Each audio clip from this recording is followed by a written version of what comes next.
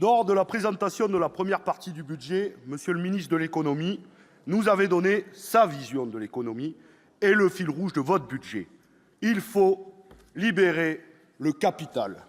Alors, juste 2 chiffres pour illustrer mon propos. 56 milliards d'euros ont été versés aux actionnaires en 2016, c'est-à-dire 13 milliards de plus qu'en 2015. Et le pay-out ratio est de 57%.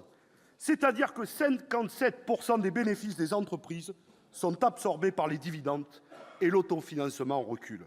On est donc loin, comme le démontrent ces 2 chiffres, de l'emprisonnement du capital.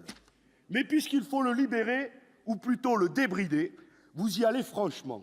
Au moins, je dois vous reconnaître de la cohérence et de la ténacité. Économie fondée, entre autres, sur la cession d'actifs de l'État, suppression de l'ISF, réduction de l'impôt sur les sociétés, cotisations sociales considérées comme des charges, remise en cause du droit du travail. Je dois vous avouer une chose, je ne suis pas un grand spécialiste de l'alpinisme, comme ça se voit. Alors peut-être pourrez-vous me expliquer, Madame la ministre, cette fameuse théorie du premier de cordée. Pour ma part, j'ai toujours préféré les sports collectifs, notamment le rugby, où chacun donne en fonction de ses moyens et récolte en fonction de ses besoins. Pour notre part, nous considérons que ce projet de loi de finances favorise les rentiers et les spéculateurs, et non l'économie réelle. L'État renonce à plus de 5 milliards d'euros de recettes annuelles, en espérant que cet argent sera réinvesti par les ménages pour développer les entreprises françaises.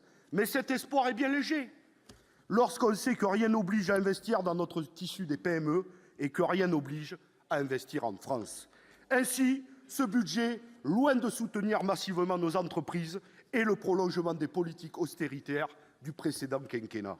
Pourtant, nos entreprises ont besoin d'accès massif au crédit, d'interlocuteurs étatiques fiables, d'encadrement de la sous-traitance, d'investissements pérennes.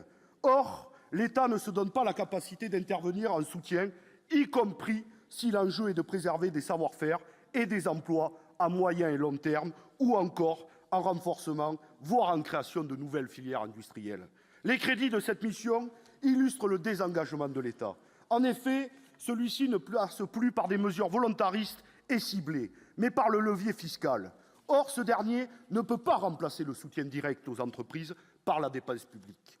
Ainsi, comme cela a été souligné en commission, le principal levier d'aide aux entreprises reste de nature fiscale et non budgétaire. Ce budget, c'est moins de mesures directes en faveur des entreprises, moins de 2 milliards d'euros, et près de 90 milliards de mesures fiscales indiscriminées, c'est-à-dire aveugles et à l'efficacité plus que douteuse. Avantages qui bénéficieront encore une fois aux grandes entreprises sans que l'impact en termes de création d'emplois ne soit évalué, et cela même si ce sont les TPE et les PME qui font la force de notre appareil productif et qu'il faut aider à se développer. Dans le détail, nous déplorons maintenant depuis plusieurs années la baisse de plusieurs dépenses essentielles. Ainsi, le FISAC est encore en baisse en 2018, passant à 11 millions d'euros en crédits de paiement. Ce fonds joue pourtant un rôle essentiel dans la préservation et la modernisation du tissu commercial en zone rurale, dans les quartiers prioritaires de la politique de la ville et dans les centres-bourgs. En moins de 10 ans, ces moyens ont baissé de 83%. Nous saluons donc l'amendement adopté en commission portant les crédits du FISAC à 30 millions d'euros. De même, il nous est fait la promotion de la protection et de la sécurité des consommateurs. Comment dès lors expliquer la baisse continue des dotations à la DGCCRF? Comment justifier la baisse prévue initialement de 40% des crédits d'intervention pour les associations de consommateurs agréées? Un amendement a été voté à l'Assemblée nationale pour réduire cette baisse annoncée à 5%. Enfin, pour conclure, alors que notre industrie est toujours en crise, les crédits destinés en soutien à la politique industrielle reculent de 12%. Loin de préserver notre patrimoine industriel, il semble au contraire que le gouvernement ait fait le choix de s'en désintéresser, que ce soit en termes budgétaires ou patrimoniaux. Nous regrettons ainsi qu'il n'y ait pas de ministère de l'Industrie dans ce gouvernement.